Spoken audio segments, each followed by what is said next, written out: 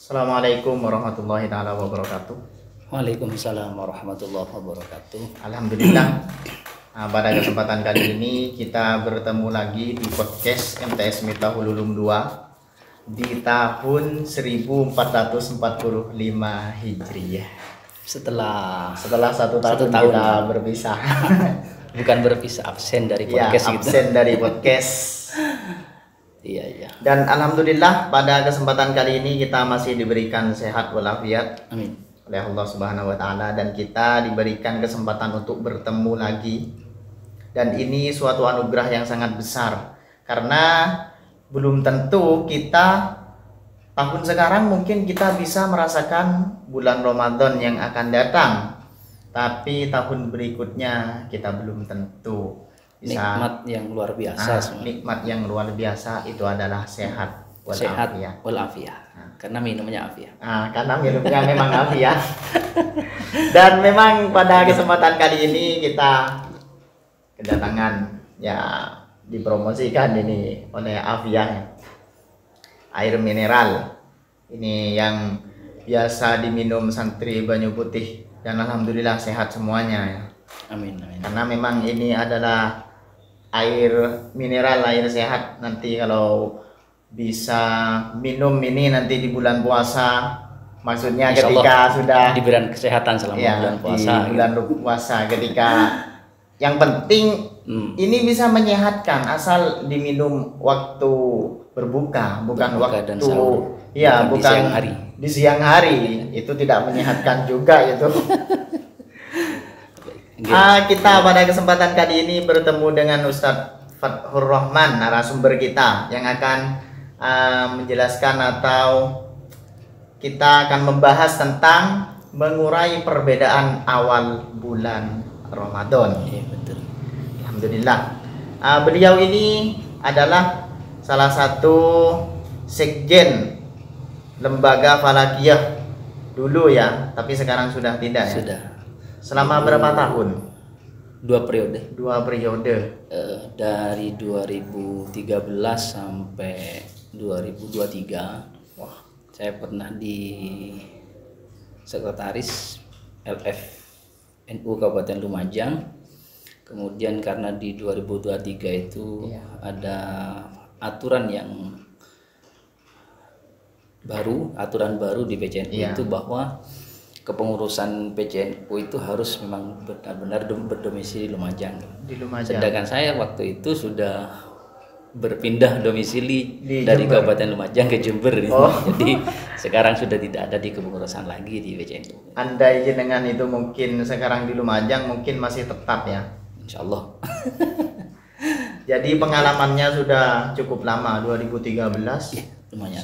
sampai 2023. Itu berkecimpung di lembaga Falakiyah di PCNU Sekitar 10 tahun. sekitar 10 tahun, 2 periode. Iya, Sebelumnya jadi anggota saja, jadi anggota di pengurusan. Kemudian di tahun berapa itu diangkat jadi sekretaris. Dan juga jenengan itu sekarang diberikan amanah di pesantrennya, menjadi direktur utama PT Bakit Karunia Sejahtera, atau bisa dikenal kita sekarang itu koperasi. Kalau di pesantren itu istilahnya santri itu koperasi. Atau yang dinamai Al-Ikhwan, Banyak tuh, Al-Mawaddah, kemudian ya termasuk unit 1, 2, namanya pabrik Afiah. ini juga di bawah naungan PT. Oh, juga di bawah naungan PT. Ya. Dulu sempat bukan di naungan PT ya? Ya, sebelum saya. Sebelumnya. Tapi sekarang sudah berada di naungan PT. Alhamdulillah. Juga ini adalah salah satu tenaga pengajar pastinya di MTS Miftahul Ulum 2 yang mulai mengajar mulai tahun berapa dulu? Kalau di MTS 2 saya mulai ngajar tahun 2020. 2020 Saya mulai ngajar di MTS 2. Sebelum itu ya di usaha ini, di bidang usaha pesantren. Mulai di usaha pesantren ini sejak 2018. Sebelumnya dari 2013 sampai 2018 itu ada di Ketua Poskestren. Oh iya. Berarti ini bukan hanya pengalaman di bidang perdagangan ini, tapi juga di bidang kesehatan. Juga saya juga tahu sebelum beliau itu keluar dari pesantren jenengan itu kan juga dulu berada di Poskestren memang ya. Di Poskestren. Mulai kelas berapa itu? Apa mulai sudah? Kalau dimasuk di santri husada itu saya sejak 2008. 2008 sudah jadi santri husada. Ya, sampai 2010. 2011 saya tugas, 2012 tugas, kembali ke tugas, dipasari lagi ke Poskestren. Berarti sekitar berapa tahun itu sampai jenengan boyong ya atau keluar dari pesantren? 2000 berapa? 2016 saya keluar. 2016. Sudah cukup lama. Ya cukuplah untuk pengalaman. Baik, untuk tema kali ini sesuai dengan tema mengurai perbedaan awal bulan Ramadan. Karena memang kita ketahui di Indonesia ini banyak perbedaan tentang penetapan bulan Ramadan, awal bulan Ramadan, dan betul, juga kadang itu yang diperselisihkan itu awal bulan Syawal. Ya, Ramadan yang rame emang dua ini antara Ramadan dan Syawal itu. Iya. Kalau yang lain nggak ada ribut. Karena tidak ada kaitannya dengan perayaan-perayaan yang apa? Iya, perayaan umat Islam ya. Biasanya orang-orang itu ya kalau awal bulan Ramadan, oh saya cari yang akhir saja, yang belakangan. Tapi hari rayanya ikut yang depan. Ikut yang depan. Betul. Ya, itu memang sering terjadi perbedaan di masyarakat itu karena memang dalam setiap menjelang bulan puasa itu kabar tentang penetapan awal bulan Ramadan ini kan memang ditunggu-tunggu oleh masyarakat, ditunggu-tunggu oleh umat Islam, itu ditunggu-tunggu. Entah itu kabar penetapan itu keluarnya dari pemerintah ataupun dari dua organisasi besar di Indonesia yang eksis ini, yaitu pertama Nahdlatul Ulama, kedua Muhammadiyah. Ini pasti ditunggu-tunggu oleh masyarakat ya, khususnya umat Islam. Karena memang antara dua organisasi ini kan masing-masing mempunyai prinsip atau metode penetapan awal bulan Hijriah ini yang berbeda. Jadi kedua organisasi ini tidak selalu sama dalam hasil penetapannya, tapi juga tidak selalu berbeda gitu. Ya kadang bersamaan juga gitu. Karena memang juga kalau organisasi yang memang besar ini memang Muhammadiyah dan NU kalau di Indonesia. Ini yang ditunggu-tunggu dua ini. Iya. Kadang sebelum pemerintah mengumumkan dua ini sudah malah Muhammadiyah itu lebih dulu mengumumkan gitu. Karena memang potensi berbeda itu memang ada. Iya. Karena memang dari dua organisasi besar ini mempunyai metode perhitungan atau metode penetapan awal bulan itu yang berbeda. Iya. Yang mana hasilnya nanti juga bisa jadi sama, bisa jadi tidak.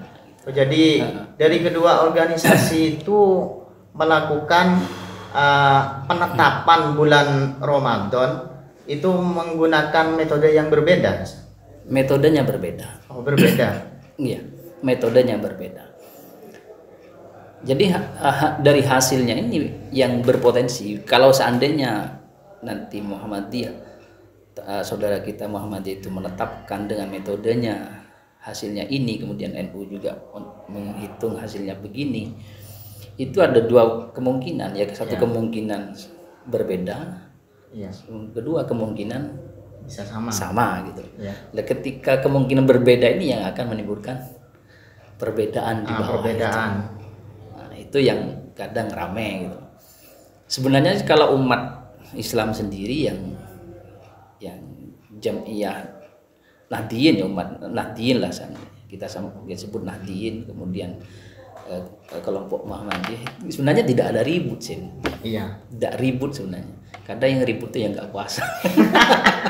Kalau yang puasa itu ikut-ikut ribut tapi yang enggak, yang biasanya memang ribut itu yang memang nggak ikut puasa awal bulan Syawal. betul. Berbondong-bondong ke masjid mau ikut sholat. Ya, tapi biasanya itu yang sering bolong. betul.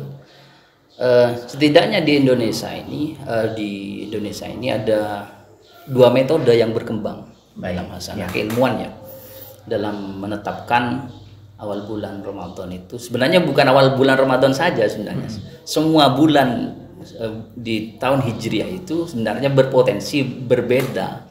Iya.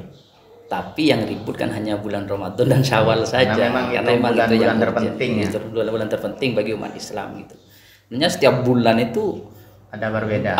Kadang ada perbedaan, ada persamaan gitu. Karena seperti itu. Tapi mungkin tidak terlalu dipublikasikan karena memang yang menjadi sorotan memang ya bulan Ramadan, bulan Syawal.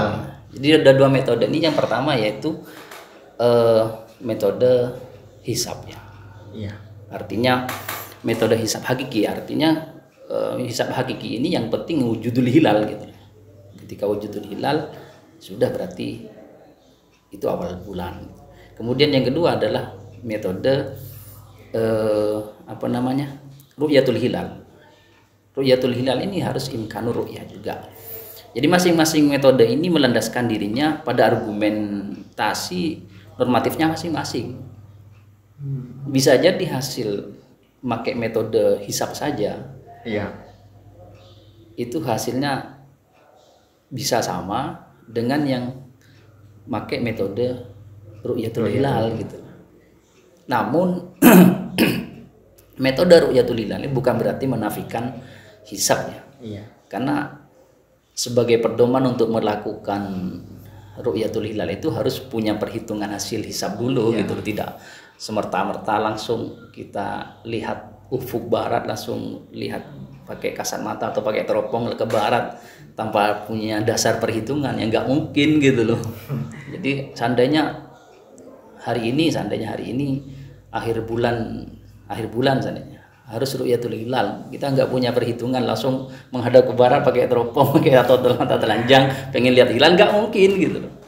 Karena ada perhitungannya. Karena ada perhitungannya, sisi-sisinya itu ada semua. Sebagai informasi seandainya pada hari Ahad kemarin tanggal 10 Maret ini keadaan hilal itu menurut metode, saya catat di sini, keadaan hilal menurut metode perhitungan kitab Badiatul Misal yang kita pelajari di pondok di Senawiyah itu dipelajari kan Ustaz? Iya.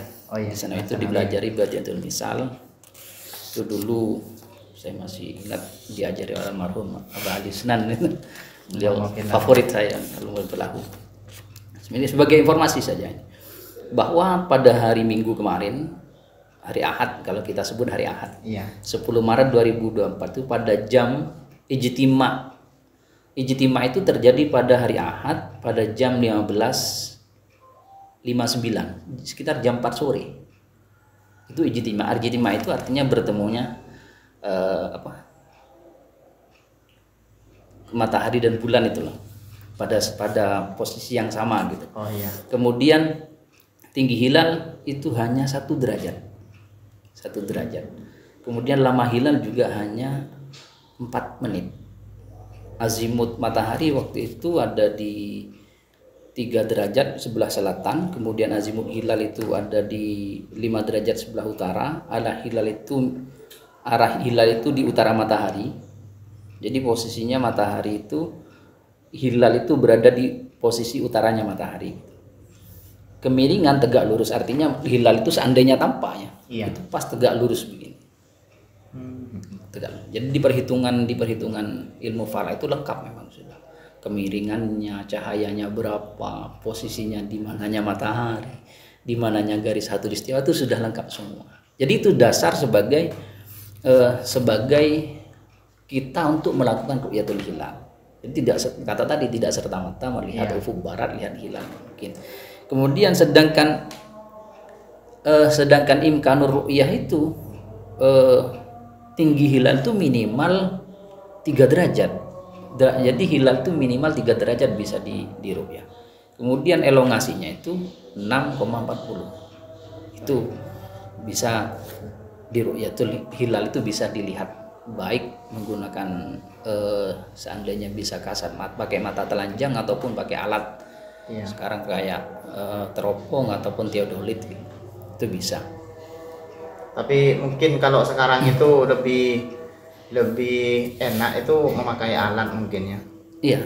Dan juga berarti orang yang melihat hilal itu dulu itu kan pada zaman Rasulullah itu banyak orang yang kata Rasulullah melihat hilal itu berarti harus alim dari segi al-falakiyahnya juga ya. Kayak sepertinya seperti itu. Orang yang tidak bisa atau tidak mengerti tentang falakiyah mengatakan, oh saya melihat hilal, itu belum bisa dipastikan itu ya. Betul. Ya mungkin hilal itu kalau di tanggal 2 ya. Iya. Di tanggal 2 atau tanggal 3 itu nggak usah pakai perhitungan, sudah kelihatan. Tinggi banget sudah besar itu. Sudah tinggi banget kali gitu. Tapi kalau hilal pertama itu yang sulit memang sulit. Saya selama berkiprah di PCNU di Lembaga Falakiyah ini, seingat saya itu cuma 2 kali melihat hilal itu. Selama 10 tahun. Itu pun terjadi di waktu Ru'yatul Hilal di Gresik waktu itu. Saya beberapa kali Ru'yatul Hilal di Gresik itu sama teman-teman. Saya lihat di sana cuma 2 kali. 2 kali. Mulai dari tahun berapa belajar ilmu falak itu sampai sekarang hanya 2 kali itu melihat hilal. Karena memang banyak faktor, apalagi sekarang musim hujan ya. Ini salah satu mendung faktor. Itu ya. Itu menjadi kendala juga ya. Betul. Apalagi hilal itu kan imkanur ru'yah itu minimal 3 derajat kan. Baru kalau ketinggian hilal itu 3 derajat itu memungkinkan untuk diru'yah, untuk dilihat. Tapi kalau 3 derajat ini agak sulit kalau pakai mata telanjang. Pastinya pakai teropong alat. Di 5 derajat saja itu lumayan sudah. Kemarin itu di Lumajang itu bulan apa itu? Bulan Zulhijjah apa ya? Beberapa waktu lalu itu di teman-teman LF Kabupaten Lumajang itu berhasil melihat hilal di ketinggian berapa? Sekitar 7 apa 8 gitu. Pakai teropong. Jadi agak sulit memang gitu. Ini memang sulit ya. Kalau penetapan awal itu apa ada batas minimal itu besarnya berapa atau tingginya berapa? Ya, itu. Makanya di sini itu dua metode tadi itu masing-masing punya pedoman untuk menetapkan satu Ramadan atau awal bulan tadi itu. Metode saya uraikan ya. Metode pertama itu wujudul hilal. Wujudul hilal ini berdasarkan hadis Rasulullah itu idza ra'aitumuhu fasumu wa idza ra'aitumuhu fa'aftiru fa in ghummah 'alaikum faqdurulah katanya.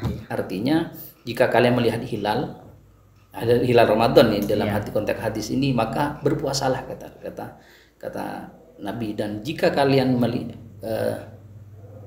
melihat hilal atau bulan Syawal ini, maka berbukalah. Jika kalian terhalang dari melihatnya, maka perkirakanlah ya. Jadi pakai perhitungan. Ya. Jadi memang untuk yang lebih dominan itu yang dianjurkan itu memang melihat hilal ya, ru'yatul hilal. Jadi tafsir dari diksi faqdurullah ini adalah perkirakanlah dengan menggunakan perhitungan astronomi gitu loh, astronomi. Untuk menentukan posisi bulan sabit mudah menggunakan ilmu hisab astronomi itu. Artinya ketika pedoman ini dipakai, kemudian hasil dari perhitungan itu nanti ketemu wujudul hilal, satu seandainya kayak kemarin ini, ada beberapa metode perhitungan itu yang menghasilkan 1 derajat. Maka dari itu metode inilah yang selalu dipegang teguh oleh saudara kita Muhammadiyah itu sejak berdirinya sampai saat ini dalam menentukan atau menetapkan awal bulan Ramadan, khususnya bulan awal bulan Ramadan ini. Jadi tidak heran kalau kemarin itu dari jauh-jauh hari sudah ditemukan teman saudara kita Muhammadiyah itu sudah menetapkan awal bulan Ramadan itu atau tanggal 1 Ramadan itu kali ini jatuh pada hari Senin tanggal 11 Maret 2024. Kenapa? Karena memang pada hari Ahad sore kemarin, hari Ahad sore kemarin atau malam Senin, kita sebut malam Senin, itu hilal telah wujud, telah eksis. Di ufuk itu sudah ada. Berapa? Hanya 1 derajat tingginya. Walaupun itu tidak bisa dilihat gitu loh. Oh, iya. Keputusannya akan sama. Jadi intinya itu perbedaan ini sama-sama memiliki metode dasar.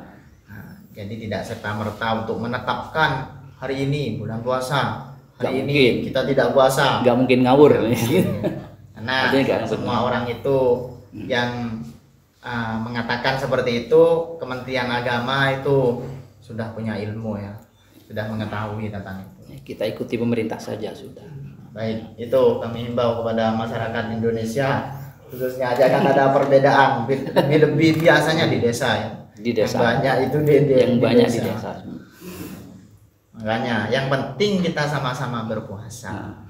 Jaga kesehatan dan semoga kita diberikan kelancaran dan mungkin pertemuan kita kali ini, terima kasih kepada Ustaz Fatur Rahman. Baik. Pada pertemuan ini pembukaan pertama kali narasumbernya, karena memang awal bulan Ramadan itu memang harus gitu, diletakkan di awal itu tentang tema masalah temanya. itu. Terima kasih ya. Terima kasih.